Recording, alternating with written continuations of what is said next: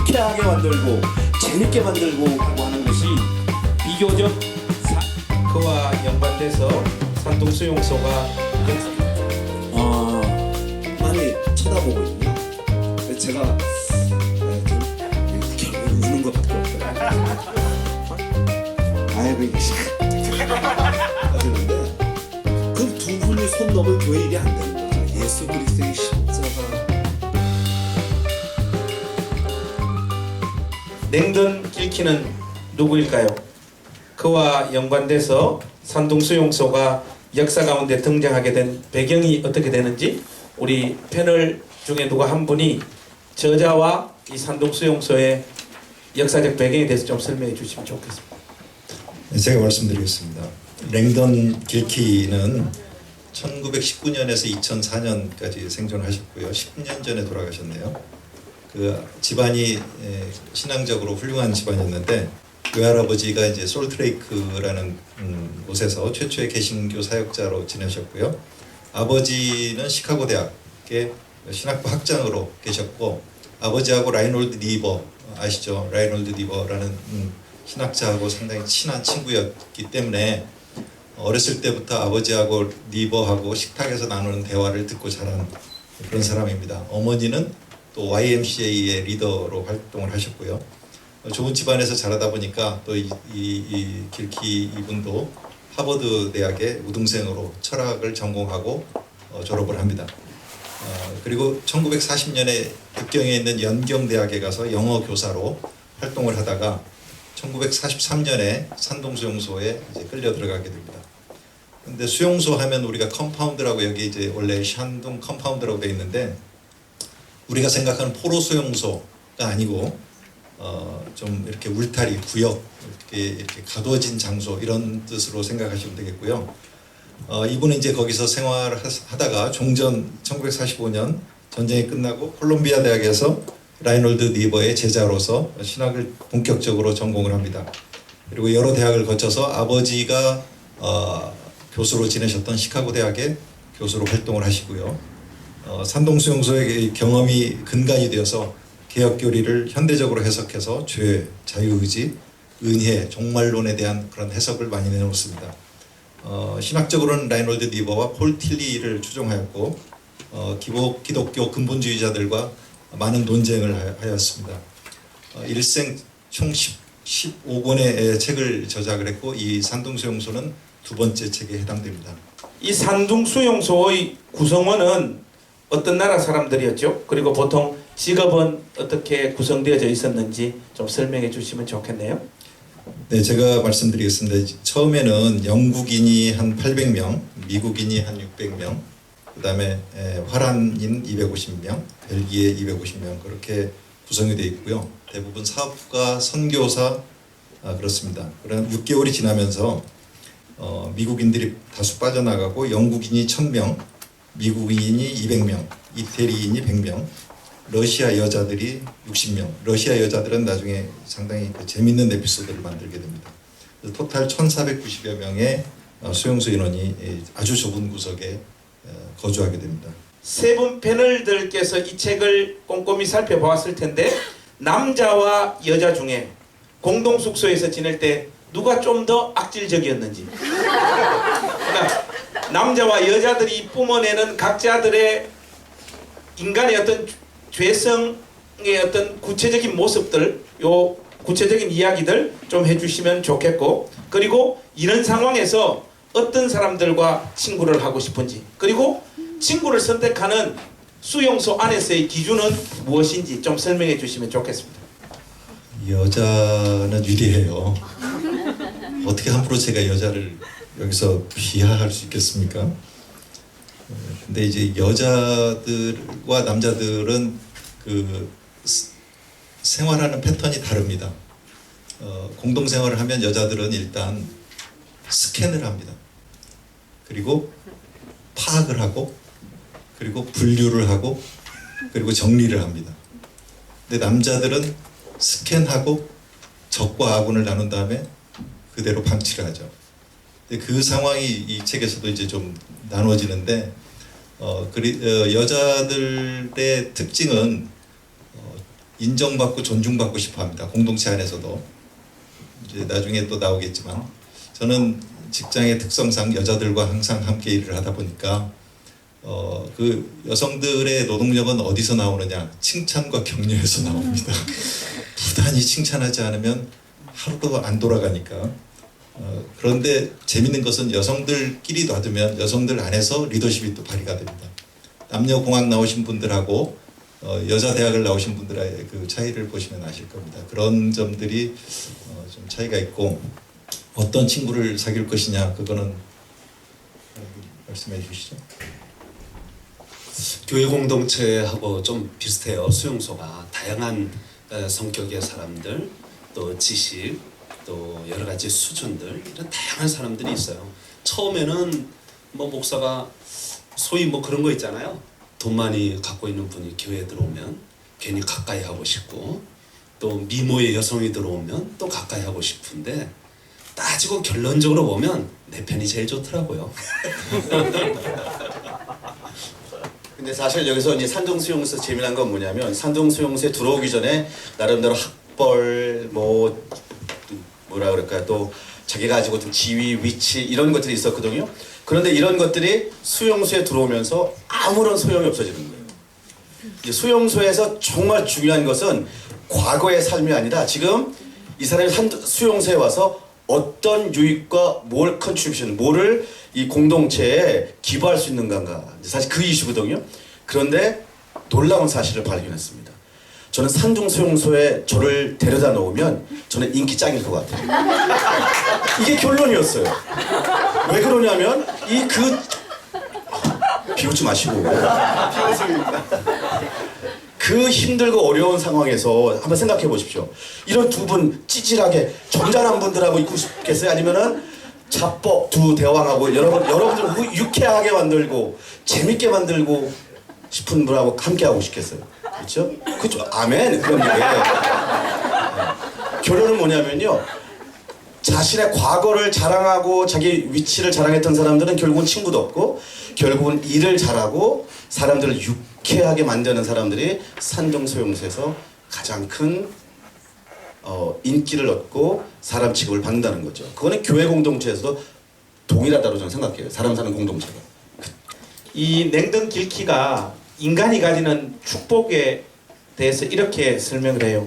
모든 것을 일상으로 만드는 성향은 인간에게 주어진 축복이라는 거예요. 어떤 환경에 놓여 있든지. 그렇다면 일상의 삶에서 제일 중요한 것은 무엇입니까? 수용소 생활에서의 소소한 행복이 어디서 무엇을 통해서 찾아왔는지 설명을 좀 해주시면 좋겠어요. 그런데 우리 크리스 교수님도 목사님이시고 배 목사님도 목사님이시니까 목사님들은 보통 보면 일상이 없어요. 그래서 여기서 말하는 일상이 없다라고 하는 것이 비교적 삶의 구체적인 현장에서 치열하게 살아가는 그러한 삶에서 좀 동떨어져 있다는 거죠. 목사님들이 가지는 어떤 일상과 삶의 분투는 다른 종류이죠. 그래서 치과에서 직접 그 일상의 삶과 치열하게 살고 계시는 우리 원장님께서 이 질문에 대한 답을 먼저 좀 해주시면 좋겠습니다. 제 전공이 Theological Dentistry, 신학적 치의학입니다. 그래서 그렇게 설명해 드리겠습니다. 일상이란 무엇이냐? 신앙과 삶이 부딪히는 곳입니다. 근데 신앙이 구현되는 곳이기도 하고 신앙이 패배하는 곳이기도 하죠. 여러분들의 일상도 아마 오늘 그런 치열한 전투를 벌이고 왔을 것입니다. 때로는 전투원의 그리스도와 함께 전투원의 일부로 싸우기도 하고 때로는 전투의 필드가 되기도 합니다. 자기 자신에서. 그런데 이제 삶 속에서 그러면 신앙이 어떻게 구현될까? 저는 이렇게 생각을 해봅니다. 삶과 신앙이 일치되어야 된다. 일치라는 단어를 인티그레이션이라고 영어로 얘기를 하는데 이 단어는 치과 의사들에게는 굉장히 남다른 단어입니다. 임플란트 얘기하시죠. 임플란트의 정식 명칭이 오시오 인티그레이티드 임플란트, 뼈와 유착된 임플란트라는 뜻입니다. 유착, 완전히 하나가 됐다는 것이죠. 세포 레벨에서 이게 아주 붙어있는 상태입니다. 이걸 우연히 스웨덴의 어떤 해부학자가 쥐에다가 실험을 하고 나사를 이제 풀르고 이제 그 실험을 끝내는데 그 나사가 빠지지 않는 거예요.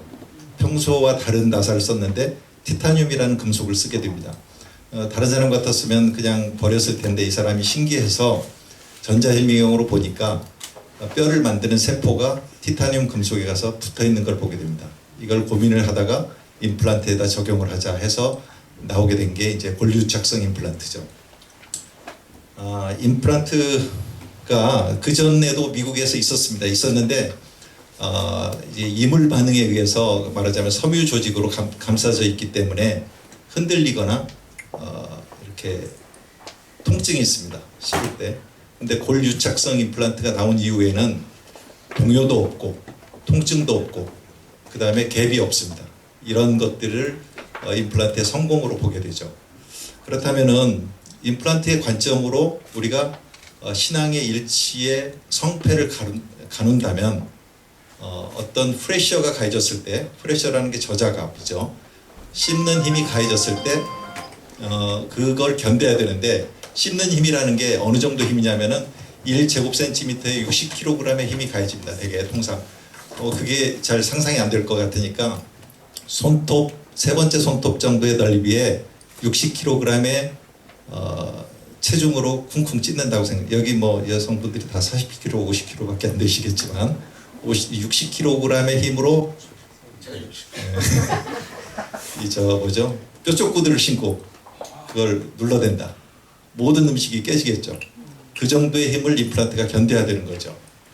그게 이제 프레셔를 견디는 건데 이 책의 제목이 원제가 샹둥 컴파운드에서 Story of Man and Woman Under Pressure. 그죠? 프레셔 아래서의 사람들이 어떻게 살아가는 이야기인가? 이 일상에서 신앙과 삶이 어떻게 일치되어야 되는가? 이거는 우리의 어떤 그 치의학적 설명이 가슴에 와닿죠. 그죠? 이게 말하자면 임플란트가 아닌 자연 치아의 경우는 염증이 있을 때 루즈닝이 일어나서 흔들리고 솟고 가라앉고 그렇습니다. 임플란트는 절대 그래서는 안 되죠. 마찬가지로 우리의 삶도 신앙이 성공했다고 얘기하려면은 동요도 없어야 되고 통증도 없어야 되고 저자갑을 견뎌야 되겠죠. 그렇게 설명할 수 있겠습니다.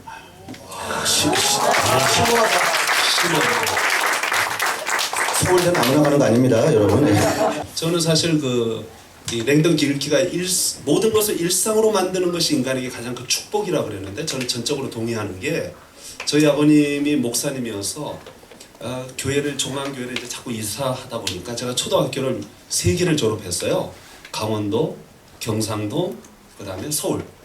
근데 이 도를 넘나들면서 어린아이가 적응을 해 나가는 것이 정말 너무나 힘들고 너무나 어려웠었는데 그게 이제 랭던 길키가 환경이 바뀔 때 또 혹은 프레셔가 있을 때 그것을 일상으로 만들어내는 것이 그에게 축복이다 그랬는데 사실 환경이 바뀌고 상황이 바뀔 때마다 그 상황에 적응하고 조화롭게 사는 삶 그게 바로 인간에게 탁월한 능력이다 하는 건데 요즘 우리 그리스도인들이 너무 자기만 옳다 그러고 조화와 적응을 잘 못한 것 같아요. 그래서 우리가 이 인간이 갖고 있는 놀라운 축복을 우리 그리스도인들의 삶 속에 그대로 적용시킬 때 방금 인테그리티 얘기한 것처럼 조화 적응을 가지고 이 세상에서 정말 살아가는 삶이 우리에게 복된 삶이 아닌가 하는 생각도 해봤습니다.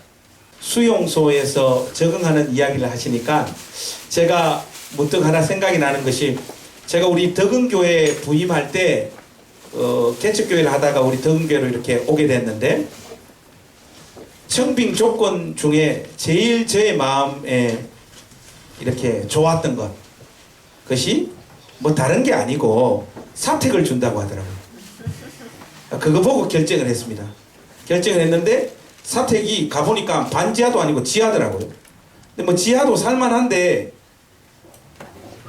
보니까 바퀴벌레, 뭐 집신벌레 막 이거 엄청 나오는 거예요. 그러니까 저나 뭐 아내나 아들은 잘 적응을 하는데 우리 딸내미가 처음에 막 비명 지르고 난리가 났어요. 근데 제가 지금 덕은교회 온 지가 한 4년 정도 됐는데 얼마 전에 보니까 우리 지은이가 벌레 잡아가 오빠하고 잘 놀고 있더라고요.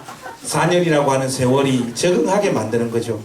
겉으로 볼 때는 갈 수 없을 것 같고 두려울 것 같고 하지만 또 주어지면 자연스럽게 그것이 일상이 되고 적응하게 하는 것, 하나님께서 우리 안에 심어놓으신 놀라운 은혜고 복이 아닌가 싶습니다.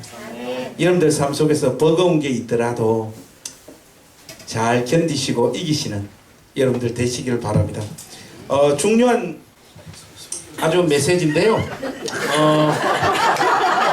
산둥수용소에서 잠깐만요. 예. 왜 설교하고 있어요 지금? 아니 이거 목사 아니랄까봐. 제가 목사잖아요. 우리 사회자? 예. 네. 상당히 당황스럽습니다. 저도 아침마다 우리 사택에 또 화장실이 없어가지고 요강을 매일 버려야 돼요. 오늘 아침에도 요강 버리고 왔거든요. 요강을 버리는 목사라서 실감나게 읽은 부분이 있어요. 그게 뭔가 하면 수용소 생활에서 화장실 청소하는 문제가 쉽지 않습니다. 그 이야기를 랭든 길키가 실감나게 설명하고 있습니다. 사실 어려운 일을 감당할 때 인간의 그 인격의 깊이가 드러나게 마련이죠. 우선 화장실 청소를 감당하는 남자와 여자들의 자세에 대한 차이점이 무엇이었는지 좀 말씀해 주시고, 남자와 여자를 떠나서 화장실 청소를 감당할 때 나타났던 인간성의 구체적인 사례를 책의 내용을 근거로 좀 이렇게 설명해 주시면 좋겠습니다. 책 내용을 좀 설명을 해드리면, 남자도 남자 화장실을 청소해야 되고 여자도 여자 화장실을 청소해야 되는데, 남자들은 그 일을 감당하시는 분들이 자발적으로 있죠. 그래서 그거를 또 즐거움으로 삼는 분들이 있습니다. 여자분들은 이제 그 일을 헌신하는 사람들이 없어서 일주일씩 이렇게 돌아가면서 합니다. 그런데 재미난 거는 여자분들은 누가 봐도 이번 주에 누가 화장실 담당이라는 걸 알 수 있게 얼굴에 표가 납니다.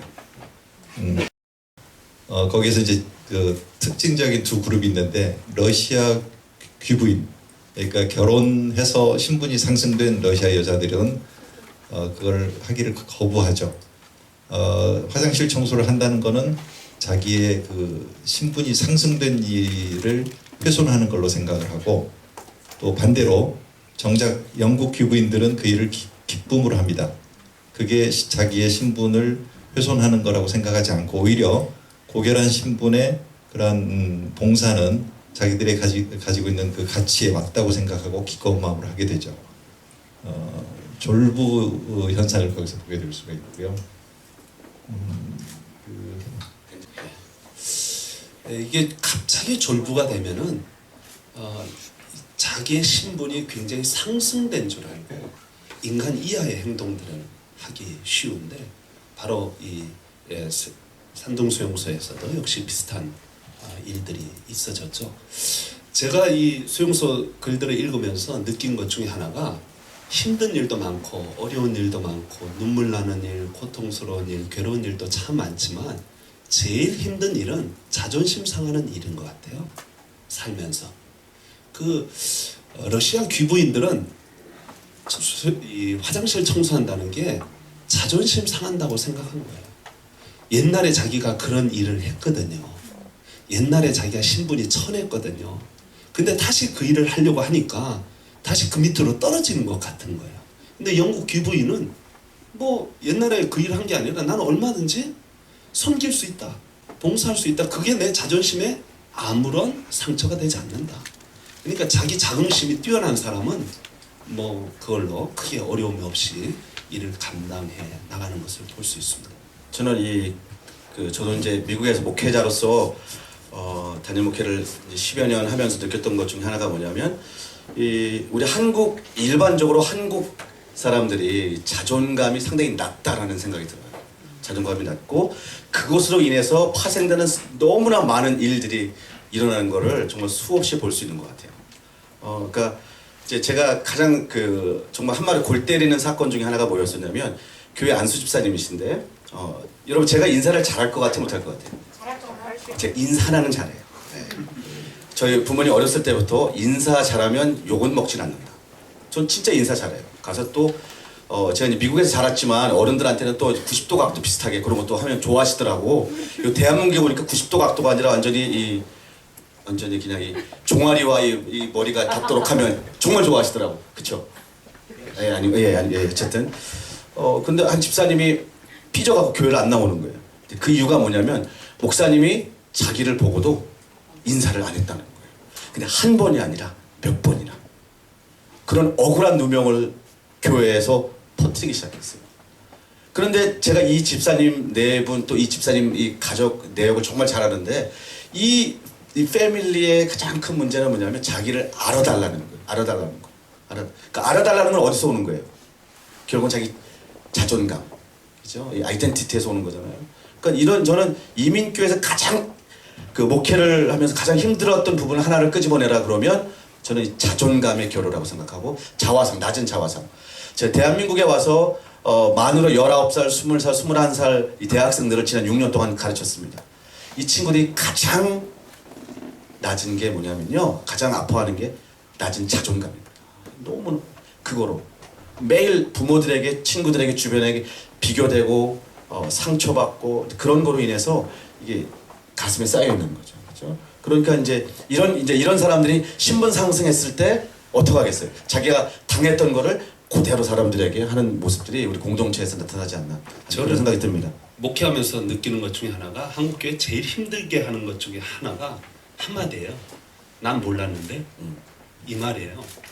무슨 일을 결정할 때 자기 몰랐다 이거예요. 난 무시했다는 거죠.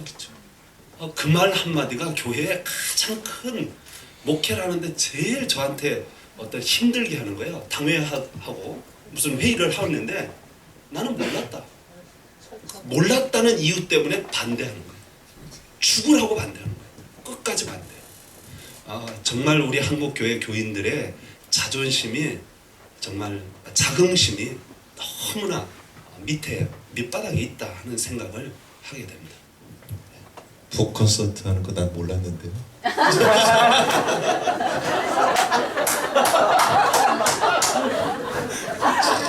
그런데 크리스 교수님하고 배 목사님께서 좋은 말씀이죠. 좋은 말씀인데 제가 이 질문을 한번 바꿔서 여쭤보겠습니다.